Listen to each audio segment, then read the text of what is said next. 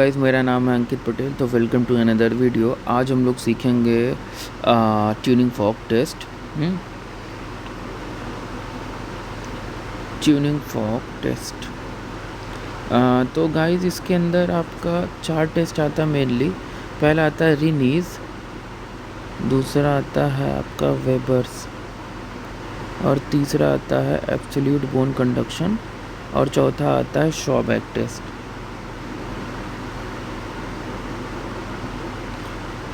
Okay, तो सबसे पहले स्टार्ट करते हैं रिनीज से।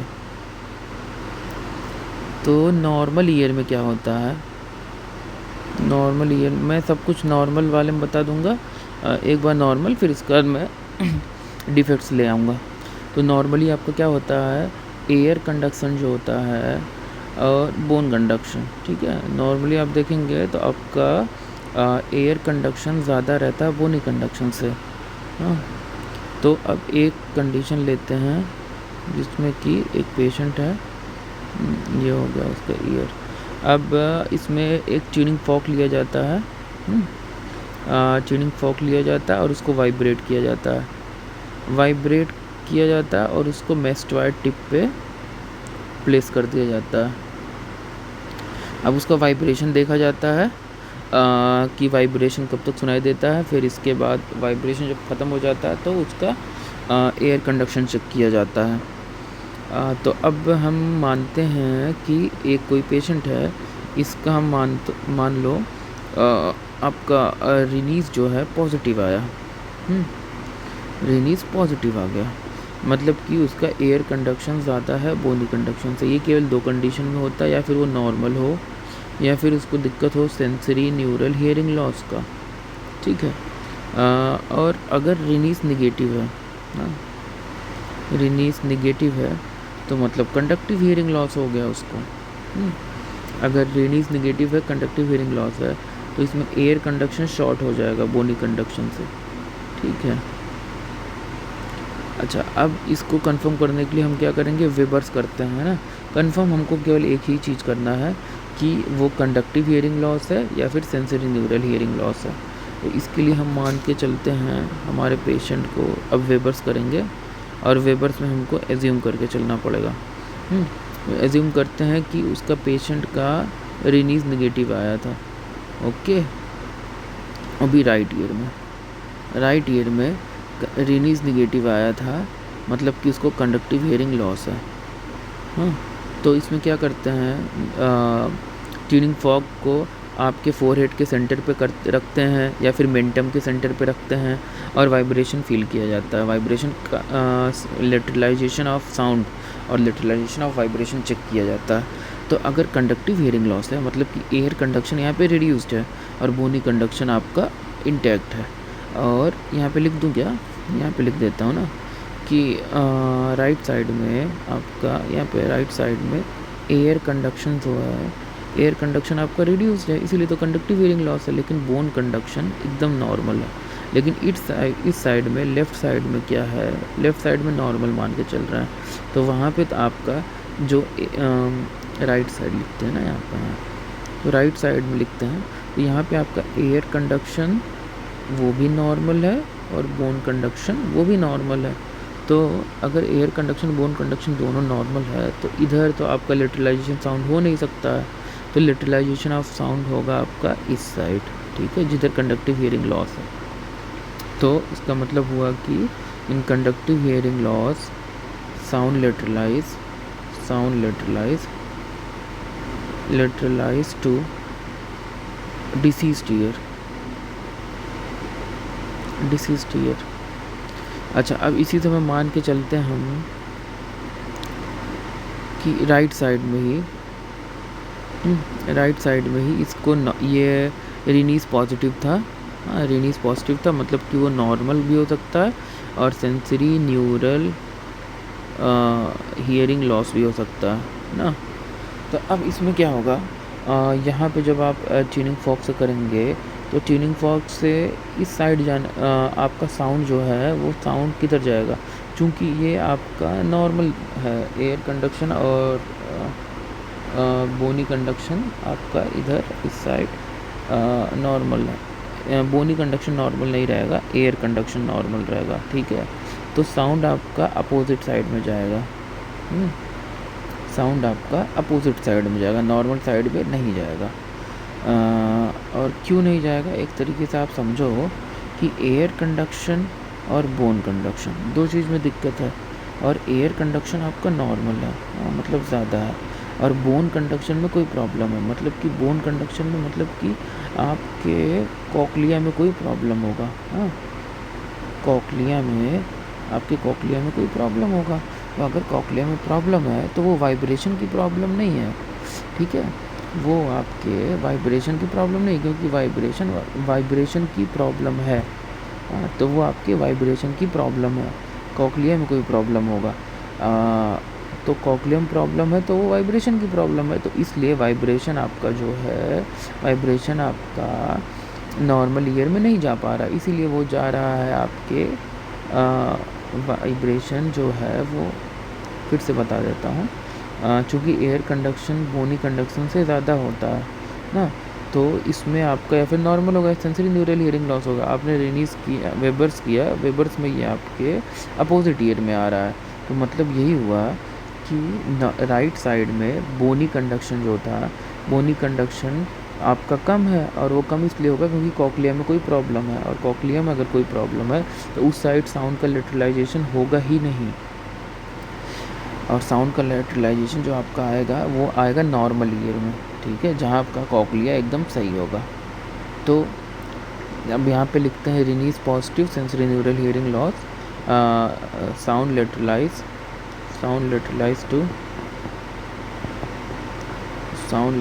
टू नॉर्मल ईयर, तो एक निमोनिक भी बना सकते हैं हम लोग, SOCS, एस मतलब हुआ कि सेंसरी न्यूरल हियरिंग लॉस, ठीक है, और सी मतलब हो गया कंडक्टिव हियरिंग लॉस, क्योंकि हम लोगों ने पहले कंडक्टिव हियरिंग लॉस में पढ़ा था। तो कंडक्टिव हियरिंग लॉस मतलब हुआ कि अगर कंडक्टिव हियरिंग लॉस है किसी ईयर में, तो साउंड जो रहेगा वो सेम साइड लेटरलाइज करेगा, सेम साइड लेटरलाइज, और इसी सेम साइड को हम लोग लिख सकते हैं कि डिफेक्टेड ईयर में आपका साउंड लेटरलाइज करेगा। लेकिन सेंसरी न्यूरल हियरिंग लॉस में है तो ये अपोजिट ईयर में लेटरलाइज करेगा, और नॉर्मल ईयर में लेटरलाइज करेगा। रिनीज हो गया, वेबर्स हो गया। अब एब्सोल्यूट बोन कंडक्शन देख लेते हैं। इसके लिए एब्सोल्यूट बोन कंडक्शन समझने के लिए हम लोग एक सबसे पहले मास्किंग का कॉन्सेप्ट समझ लेते हैं। मास्किंग का कॉन्सेप्ट नॉर्मली क्या कहता है कि अगर मान लीजिए आपके ट्रैगस को हमने बंद कर दिया, आपके ट्रैगस को बंद कर दिया है, तो ट्रैगस को बंद करने के बाद क्या होना चाहिए, जो आपका बोनी कंडक्शन है वो बोनी कंडक्शन और इन्हेंस हो जाना चाहिए, क्योंकि जो एयर साउंड्स हैं वो एयर साउंड डिस्टर्ब कर देते हैं आपके बोनी कंडक्शन को। अगर एयर साउंड्स आपके जो एयर कंडक्शन वाले हैं, एयर साउंड्स आपके बोनी कंडक्शन को डिस्टर्ब कर दे रहे हैं ना, बोनी कंडक्शन को डिक्रीज़ कर दे रहे हैं, तो अगर क्या करें हम एयर कंडक्शन ही ख़त्म कर दें। अगर एयर कंडक्शन ख़त्म कर देंगे पूरी तरीके से तो आपका बोनी कंडक्शन अपने आप बढ़ जाएगा। तो यही कॉन्सेप्ट होता है मास्किंग में, ठीक है। तो अब बात करते हैं हम लोग एब्सोल्यूट बोन कंडक्शन। तो इसमें क्या होता है, इसमें हम लोग मान लो ये ट्रैगस हो गया, ठीक है, ट्रैगस को हमने ऑक्लूड कर दिया, और ये है आपका पेशेंट, ठीक है, और ये हो गया आप हो गए, ठीक है, मेरे ड्राइंग पे मत जाना भाई। ये हो गया आपका एग्ज़ामिनर। एज्यूम करते हैं कि एग्ज़ामिनर एकदम वेल है, ओटोलॉजिक फाइंडिंग उसकी नॉर्मल है, ठीक है, there is no any hearing abnormality in patient. तो अब इसमें होगा क्या, जब आप इसको ट्यूनिंग फॉर्क से वाइब्रेट करोगे, यहाँ पे मैस्टॉइड पे, इसके मैस्टॉइड पे वाइब्रेट करोगे, वाइब्रेट करते हैं, अगर ये नॉर्मल कंडीशन रहेगा तो आप पेशेंट जितना सुनेगा, patient hears equals to examiner, जितना एग्ज़ामिनर सुनेगा। बट अगर क्या हो इसको क्योंकि ये जो है आपका बोनी कंडक्शन ही बताता है, ठीक है। क्या हो, इसको कंडक्टिव हियरिंग लॉस हो, कंडक्टिव हियरिंग लॉस रहेगा तो क्या होना चाहिए, आप बताओ, खुद बताओ सोच के। पेशेंट कैसे, क्या ज़्यादा सुनेगा है कम सुनेगा? Patient hears equals to examiner. क्यों? क्योंकि इसमें आएगा कॉन्सेप्ट मास्किंग का। मैंने पहले ही बोल दिया कि कंडक्टिव हियरिंग लॉस में जो एयर कंडक्शन है वो पूरी तरीके से हम ख़त्म ही कर दे रहे हैं।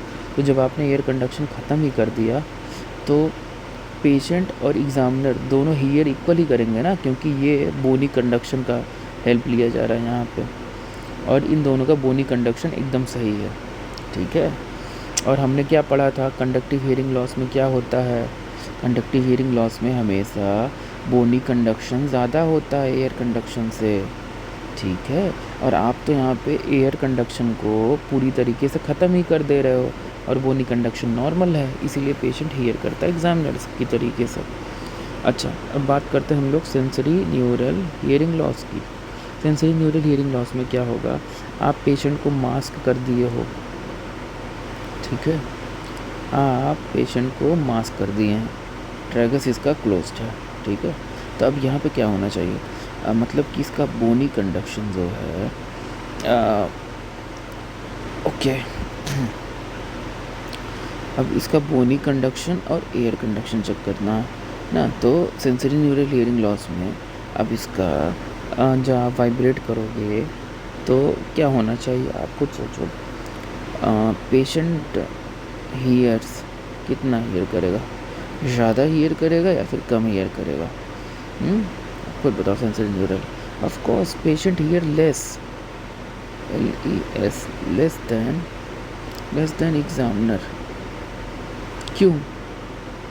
क्योंकि यहाँ पे आपने पूरी तरीके से बॉडी कंडक्शन की बात की है, एयर कंडक्शन तो होता ही नहीं है। और सेंसरी न्यूरल हियरिंग लॉस में आपको पता है कि ये कॉक्लिया में कोई डिफेक्ट है, कॉक्लिया में कोई डिफेक्ट है, और कॉक्लिया में डिफेक्ट होने की वजह से जो पेशेंट रहेगा वो हियर कर ही नहीं पाएगा। इसीलिए जब आप सेंसरी न्यूरल हियरिंग लॉस के पेशेंट का एब्सोल्यूट बोन कंडक्शन चेक करेंगे तो वो कम सुनेगा, आपको ज़्यादा सुनाई देगा।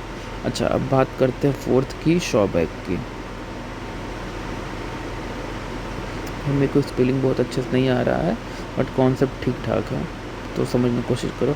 अच्छा, इसमें क्या होता है, इसमें मास्किंग नहीं किया जाता है, और अगर अब आप पेशेंट को मास्क ही नहीं करोगे तो क्या होना चाहिए, आप लोग खुद सोचो, ठीक है। चलो बताता हूँ। अब हम मान के चलते हैं कि पेशेंट का आपने कंडक्टिव हियरिंग लॉस है, ठीक है, शॉबैक में कंडक्टिव हियरिंग लॉस है। तो अब कंडक्टिव हियरिंग लॉस है, आपने ट्यूनिंग फोक को वाइब्रेट कराना है, इसको सुनाना है, फिर खुद सुनना है। और तो ठीक है, कंडक्टिव हियरिंग लॉस है, तो अब इस पेशेंट क्या करेगा, पेशेंट हियर्स कितना सुनेगा, वो नॉर्मल सुनेगा, ज़्यादा सुनेगा, कम सुनेगा? देखो, चूँकि इसको कंडक्टिव हियरिंग लॉस है और आप केवल बोन कंडक्शन कर रहे हो ना, केवल bone conduction bone conduction check कर रहे हो ना, मतलब कॉक्लिया के फंक्शंस चेक कर रहे हो, तो ऑफ कोर्स अगर इसको कंडक्टिव हियरिंग लॉस है तो मतलब कि एयर का जो आपका एयर कंडक्शन जो है वो बोन कंडक्शन को कम कर ही नहीं पा रहा है ना, तो बोनी कंडक्शन जो है वो उतना ही मेंटेन्ड हुआ है। और अगर किसी का नॉर्मल का जब आप चेक करोगे, जो कि आप हो, खुद हो, ठीक है, आप खुद हो, तो आपका क्या होगा, इसमें आपका एयर कंडक्शन भी सही है और बोन कंडक्शन भी सही है, तो आपका बोन कंडक्शन कुछ डिक्रीज रहेगा। तो मतलब कि क्या होगा, पेशेंट हियर्स लाउडर और लॉन्गर देन एग्जामिनर, ठीक है। ये आपका, ये किस में मिलेगा, ये आपका कंडक्टिव हियरिंग लॉस में मिलेगा।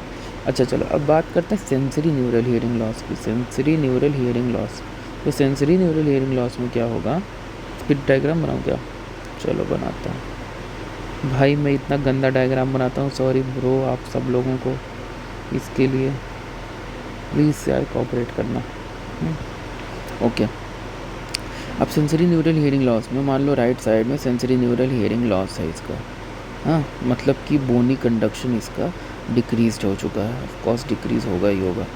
हाँ, और एयर कंडक्शन आपका सही ही है, एयर कंडक्शन इनका भी सही है, एयर कंडक्शन भी सही है और इनका बोन कंडक्शन भी सही है।